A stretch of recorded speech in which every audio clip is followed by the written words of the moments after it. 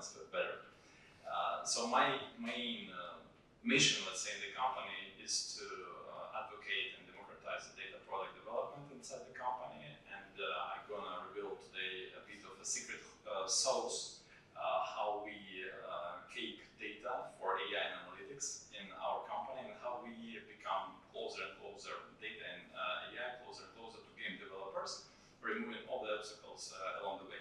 For the last 10 years of M&A that we conducted in Playtica, we served a kind of, we became a data-driven company, and we start analyzing games even before we acquire them, for sure, the way how they perform, right? We evaluate all the KPIs, metrics, and so on, but we, when a new studio joins the Playtica family, we see that it's not enough. For the game to reveal their potential, we need to have more measures, more metrics, and in that way we can understand our strategy and our direction. Before moving on, let me ask a quick question. Who knows what data, events data is? Events and event data. Okay, I will then explain a little bit about this phenomena, but I believe this is something that everybody should know who is in the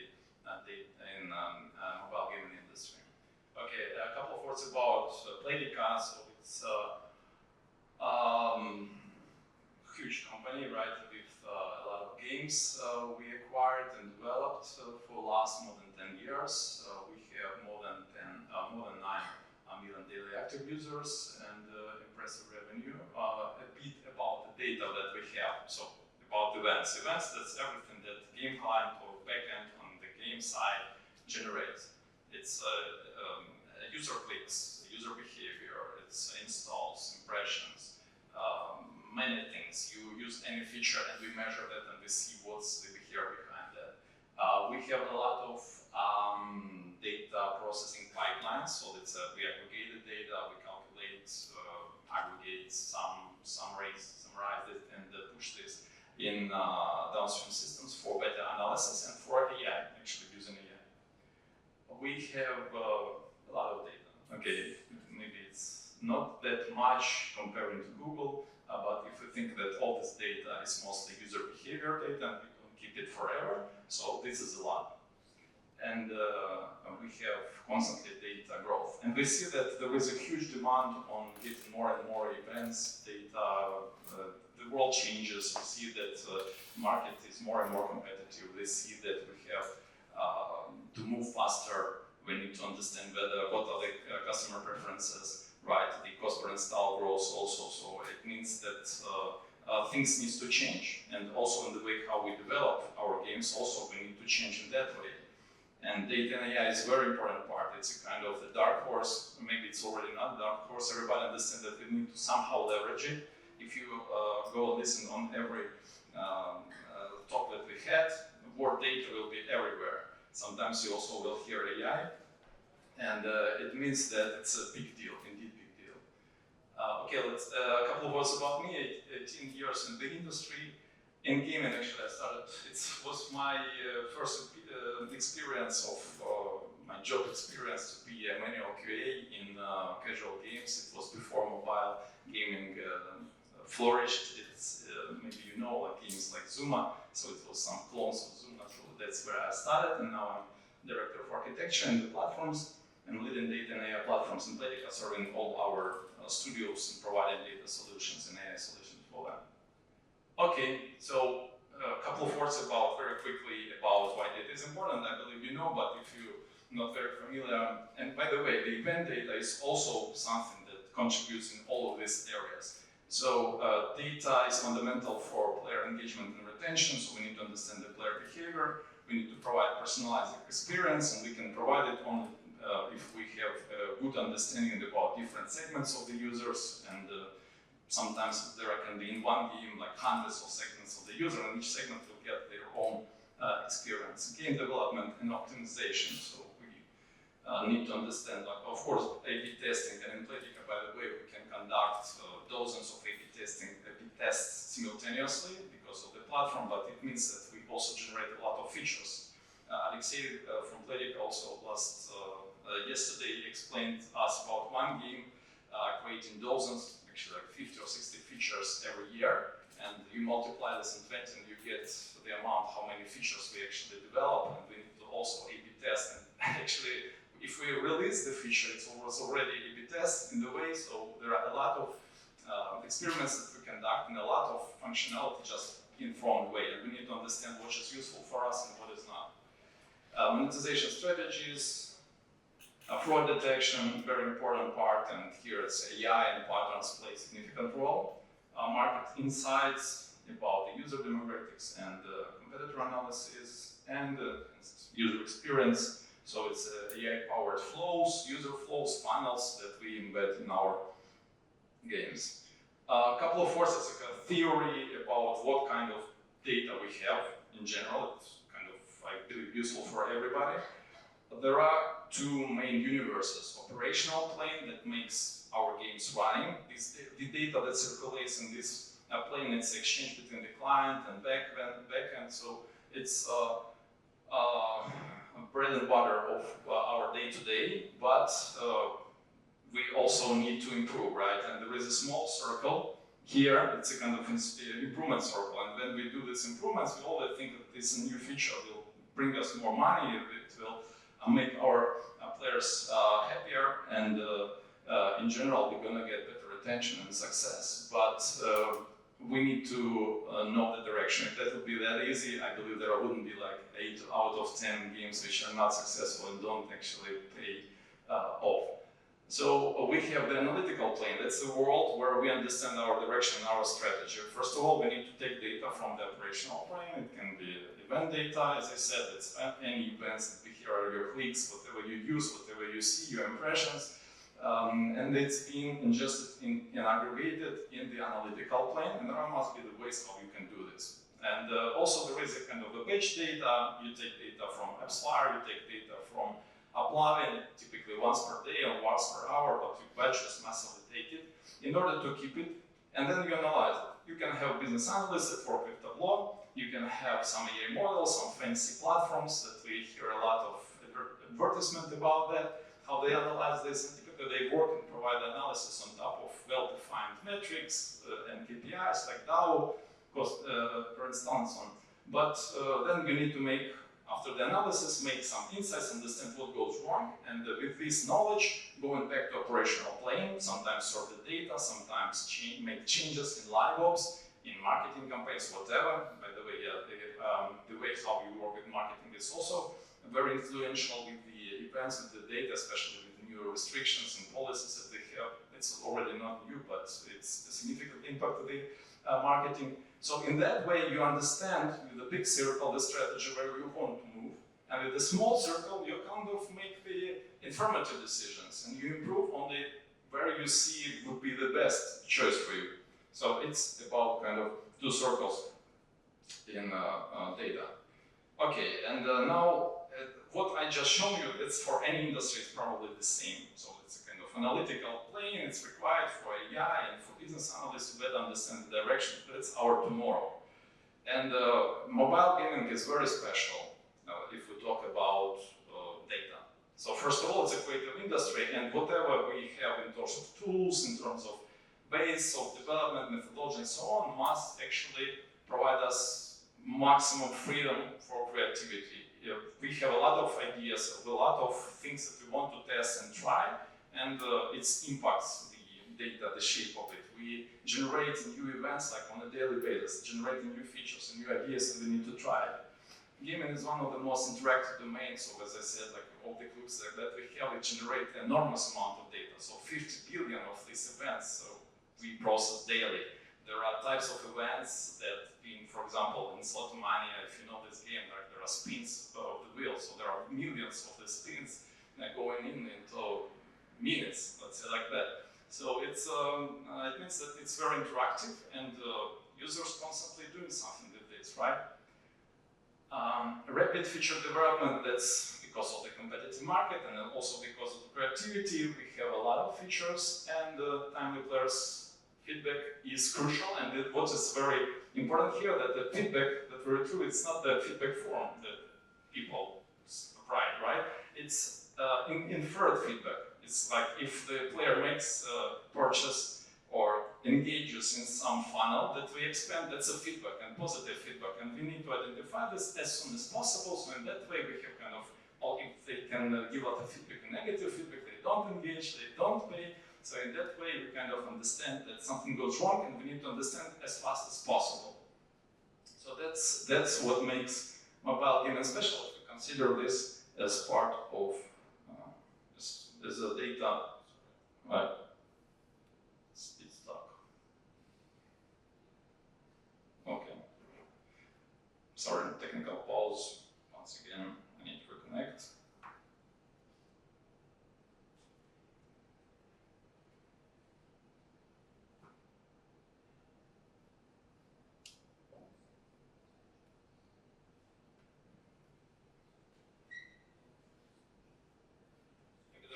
Maybe there are any questions so far, because we have this chance, the pause, everything's clear.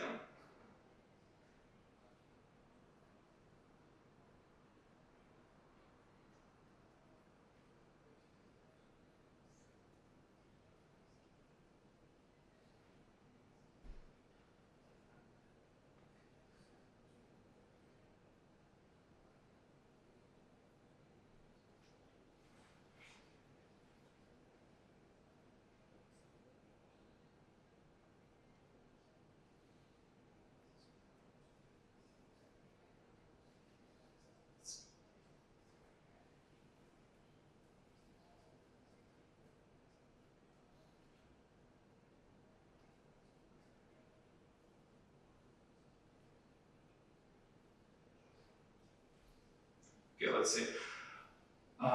Yeah, about events. Events are special, they are different, very different. If you're a gaming developer, you understand that. They represent the behavior of the players, first of all. It's not, oh my god. Maybe I should just show you the screen on the Mac. And then I'll go through the aisles and show it to everybody. It's universal in the way that it's very important for example, for your backend and communication between client and backend, and also it goes into the data domain and also essential there. So it's universal that it lives in both transactional way, for example, making a transaction, and also in the analytical plane. It also plays a significant role there, but it's kind of decoupled from operations. So once you push it to analytics, to your data platform, whatever you have, it doesn't impact operations anymore, so no worries about it. It's foundational. Foundational meaning that you can use event data joining with many other types of data, and it's very dynamic. Not only in the way how much you develop of the events data of different features, but also in the way how much of the data you ingest. Well, now it's the question is how can I get my data in the way that I would analyze any feature development, any feature that I developed, whether it's good or not good, how it performs.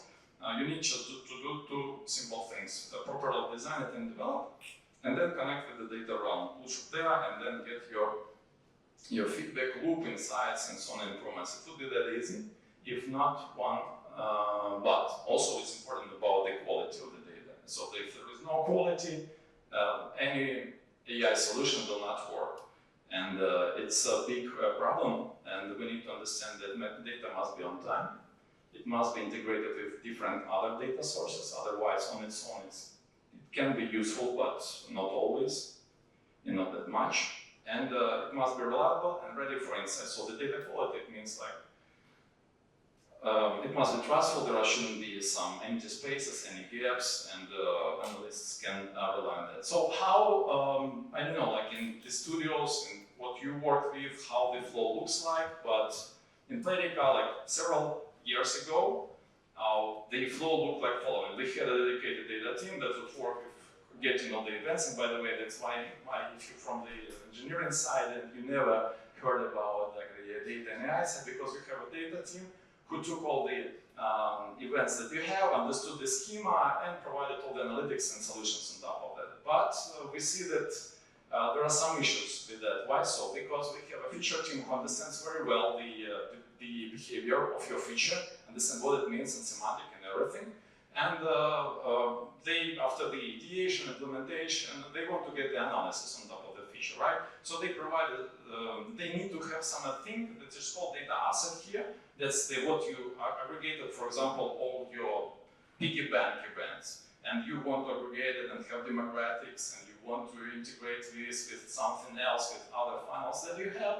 And what you need to do for that, you need to ask data team, go write a ticket. There is a business intelligence engineer who will understand what is schema and so on, and there is some planning capacity, so some very dangerous area for everybody, and nobody wants to touch this area.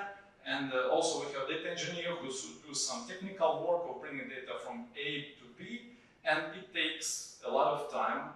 Then we have find the data asset, business analyst comes there and says that's not what they want, that's not what they need, that they cannot use this. So it's a kind of a ping pong of clarifying. Sometimes it takes weeks, if not months, for one feature to get completely what analysis is required for that. So we need to close the loop fast, we need to move faster. And what is the solution might be for us.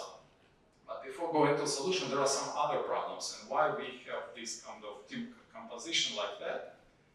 First of all, event ingestion is it's considered as a complex thing that needs to be done, and we typically talk about big data solutions, and meaning like we talk about millions of events and terabytes of data, and it's about logs and unstructured data. The data team don't know the domain, so the people that I just showed you in the data team, they kind of decouple from the main business in some way. They don't understand on the kind of daily basis what engineering teams are doing, what features they design and develop. They don't understand the behavior of the feature, so it causes some kind of a problem because they don't know how this feature will be analyzed. They have a very basic generic understanding of that. Also, problems with data quality, it's also the problem, and even for basic KPIs, data quality is a big question, and there are many aspects how you can tackle that. Also, event breaking changes. If something changes on the client side, on the backend side, on the engineering team, and data team doesn't know about that, so we have bingo, production incident, there is no monitoring, no reporting, management doesn't understand where we're going and what KPIs we have, and why the profit just dropped. So data proliferation means that the same event can be spread across the data, and it's very hard, data platform, very hard to understand where it comes from, what it means for us, whether it's useful or not. Data infra fragility, so data world, as I said, is quite dangerous, and sometimes data is unstable. Of course, with cloud providers, we have more stability, but it's not always true, and sometimes there are problems with capacity, with some components there that are not stable. Legacy technologies that we use, well, it's I have to say that games that like data world changes very frequently, and we add the new technologies like every year. But I have to say that last 3 or 4 years, it's more or less stable, and the technologies that appear, they kind of just get more and more mature. But if we talk about games like 5+ years, typically they have very sometimes legacy technologies on the hood and data side. And personal data left unprotected, it's a big problem if you collect the personal data, if you collect behavioral data, so there can be some personal data, IDFA is a personal data, write-ups are is personal data, and other identifiers. So you need to take care about all this data. Of course, it takes time and proper management. So how the solution should look like for developers, so they would be able to design and develop feature on a daily basis and get analysis as fast as possible within a matter of 1-2 days. So there must be just one team, and if we talk about events, it's typically very simple modeling, and this one team will be able to design and develop the event, create the data asset from this event, bring this event data in their platform, and immediately get the feedback from business analysts, understanding the costs, whether it's a right feature or not right feature. So one team for everything, end-to-end, without hyper-specialization. It's a kind of long journey how to get to that approach, but we did this and see great results when, for example, backend developers understand very good the data part of what they design and develop on the operational side. And before thinking the solution, we need to mention several things. First of all, 80% of things don't even require some advanced modeling, some extra expertise for that. And we have a big leap in technology evolution and democratizing the technology. So there are some trends that actually show that. First of all, IT generalists. Have you heard of this trend, IT generalist? It's about one engineer doing many things from different aspects, from different technologies like unit testing coverage and test-driven development. That's one of the things, but we see more and more approaches like one engineer can write the backend side and client side and then some automation scripts and so on. There is a term which is called platformization, so we see a kind of burst of the platforms covering more and more aspects of the gaming development, of gaming operations. Open standards, of course, they make it simpler for a developer to get into any kind of a technology that's well documented, there are a lot of experience, a big community. Hyper automation, it means we must automate, and this is a strategy in many companies that we see now, that we must automate whatever can be automated. This is the kind of way to go if we talk about next thing, which is called shift left. I don't know if you've heard about this term, but it means that we push traditionally things that traditionally not belong to engineers to the engineering side. And actually this data test-driven design is kind of this shift left, so we shift responsibilities of what is not related to development to that area. So, but this shift left must be very careful. We still talk about the engineering side. So whatever can be sounds reasonable, we need to shift it. And AI democratization, so it means that let's say like that, AI becomes not the exclusive area and domain for ML and like data scientists, researchers, and so on. So now it becomes more and more democratized, and of course, ChatGPT proves that, because now I guess a lot of you already tried with ChatGPT API and try to build in your processes. Okay, now it's happened again.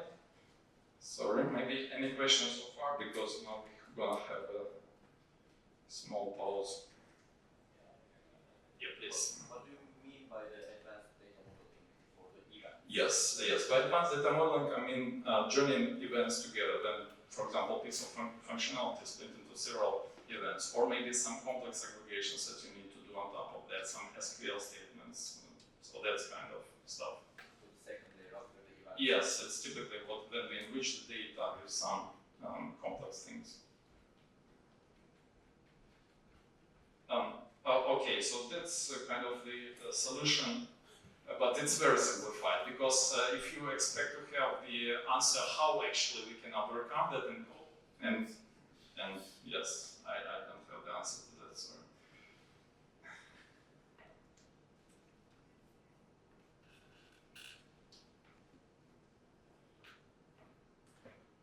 Alex, you had a question? Yeah. How do we protect our data if we analyze it with AI? How to protect our data if we analyze it with AI? Don't submit your data to OpenAI. Host your models locally.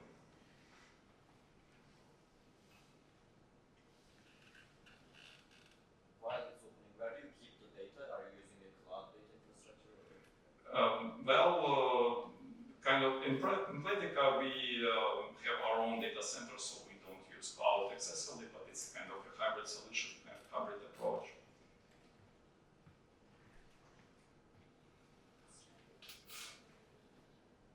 You think so? That would be the last chance, maybe to help.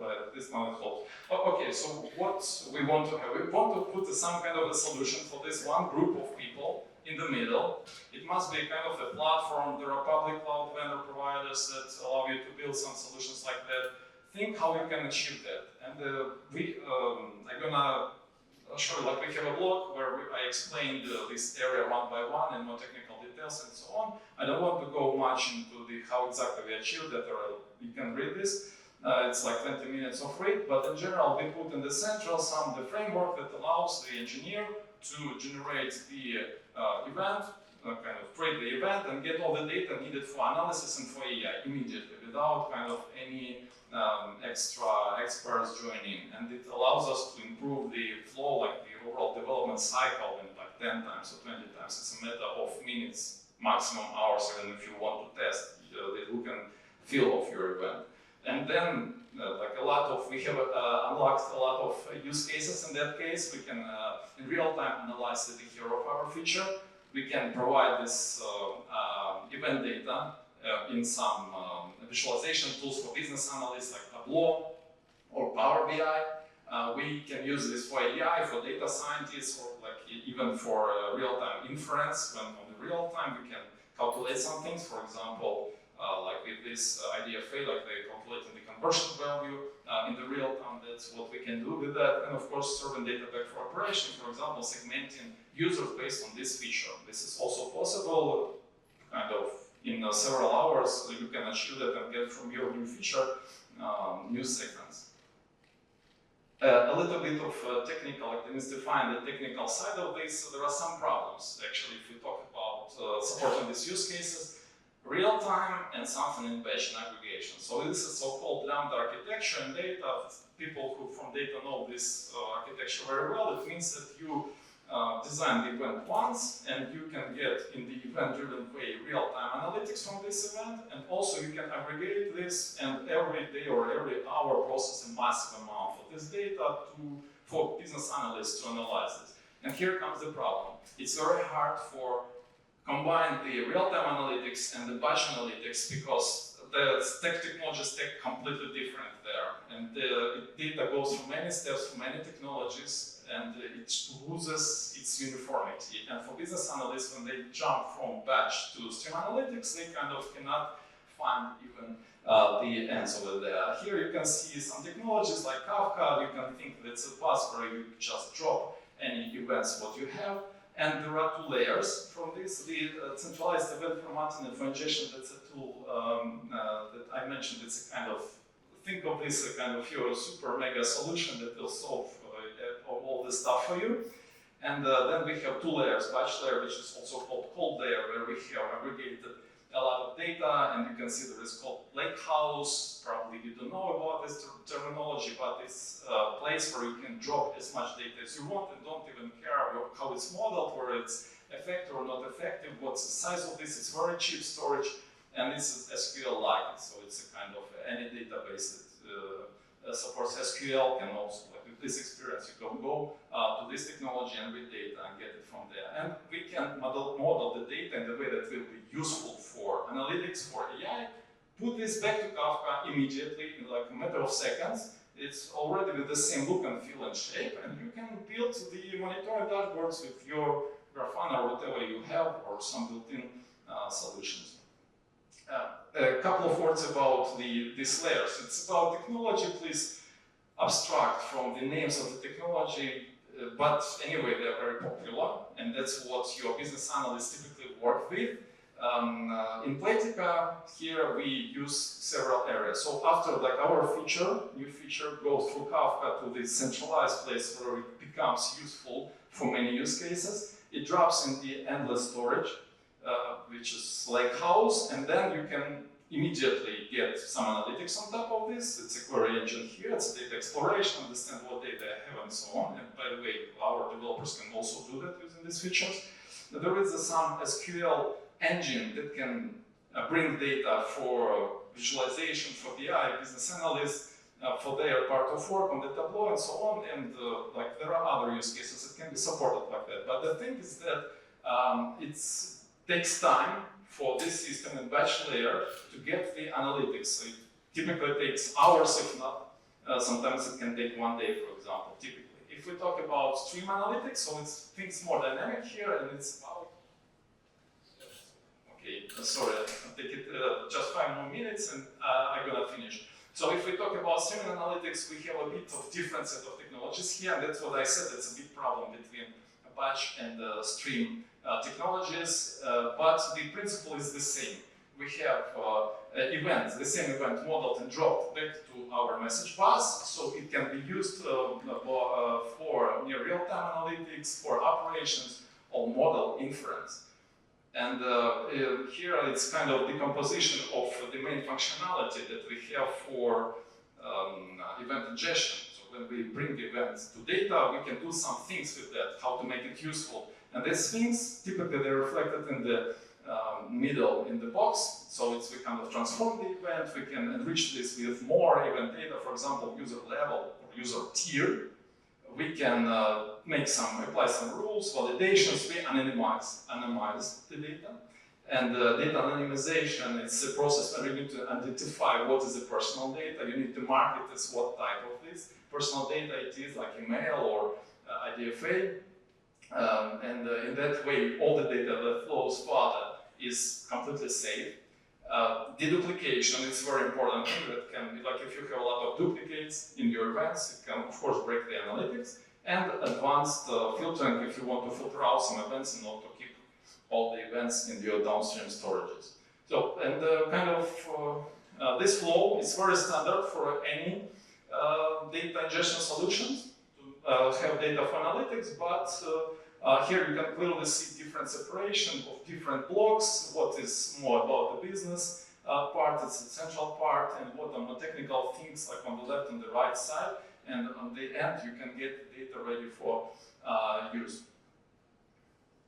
And that's the user interface for our developers, so it's a no-code interface, how they, after they design the event, they publish the schema of the event, so they can make some corrections in configurations, like in this case, on the left side, like there are some fields like timestamp that's our event generated with action ID, some other things, and what's left for the engineers to use a simple UI to make some corrections and define how the event gonna look like for business analysts, for the end usage, and actually for our AI models. So to conclude, basically, as I said, like you can have more details about how exactly in Playtika we did this on our blog, but to conclude, what you should do if you want to speed up your analytic capabilities, so you need to understand very good the flows that you have right now, your SDLC, your approaches, and you need to look for the ways how to simplify this and automate. If you see that it takes too much of time for you to bring data for analysis, so it's a good signal for you that you need to engage. And if you want to move fast and better understand how your games perform, you need to make changes there. It can be painful, for sure, so for that reason you need to provide tools and tooling for engineers. Look, like in your expertise, whatever you have, whether engineers are open for learning something new, but actually I have to say that there is no other way, and probably at some point you need to think how to delegate more BI work or the data processing, data engineering work to your engineers, because that's the kind of one of the trends. We need to demystify data development and ingestion to actually build the trust. So we lower the fear of this is not part of my job and this is not something that I'm capable of doing. But we need to build the trust that this is something that you can do, and don't be afraid to make a mistake. And our platform, actually our solution, need to support that. So the engineers don't afraid of making a mistake or publish something wrong and build something. We need to think about that. And this is a kind of long story, of course, so we need to brace ourselves, and this is a cultural shift, and sometimes we have a lot of pressure from the business, so they don't want to change in that way, but there is no other way, believe me. We looked at many studios, many games, and this communication, like maybe for small games, no, but for small games it might be very effective. So the communication between data and the operation side, very simple, or you have very naive analytics on top of it. But if you want to grow, if you want to get more metrics, then definitely you need to have more expertise in this BI, and then you're gonna hit the wall of data part is overloaded with all your requests. So once you grow, you will be there, believe me. And yeah, you can, if you want to know more about this solution, so there is a Playtika blog, and you can read articles. Basically, most of the materials that I just showed you, they can be found there. Yeah. So thank you very much.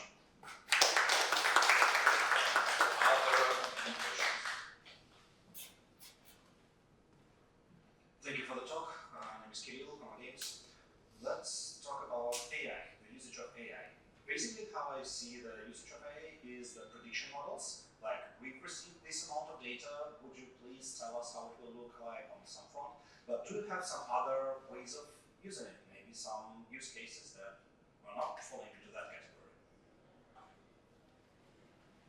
Thank you for the question. Well, predictive models, for sure, we are kind of trying to understand and predict many things like in case of this IDFA, the conversion value, but we want actually built in, we have a concept which is called digital studio or digital products that kind of covers many aspects of the game development and not only the user experience, but also the way how we develop games and how we operate the game. So it's a full live ops to understand and find better funnels and actually make the automated, it's also predictive AI, but making and automatically making using AI new user flows, understanding the segment of the user, understanding their preferences, and this can be changed like on a daily basis. So in that way, we kind of leverage AI extensively. Of course, with the generative AI, we look for more use cases of how we use that, and we also see the great benefit from this, and I believe for everybody it's not a secret, like in the customer support. But let's say like that, with Gen AI, we're still looking for advanced capabilities over there, but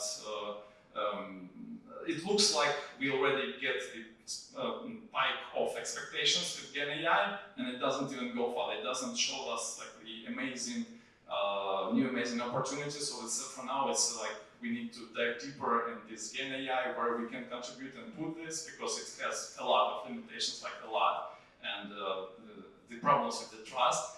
So that's something that is kind of under development. So yeah, indeed, predictive AI is still there. It will be there for long, and it will be like the most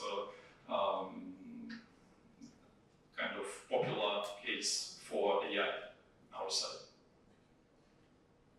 Any other questions?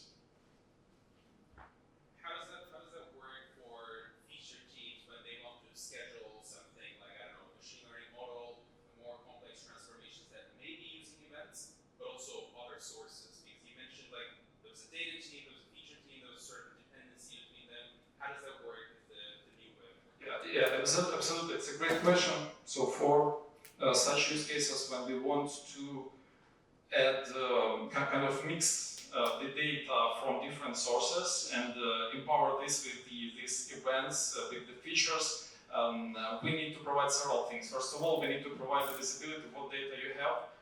For example, like who want to build these amazing AI capabilities? It might be data scientist, or it might be even engineer if they want to use this for some platformized AI solutions that require this data. So we need to provide visibility what kind of data you have.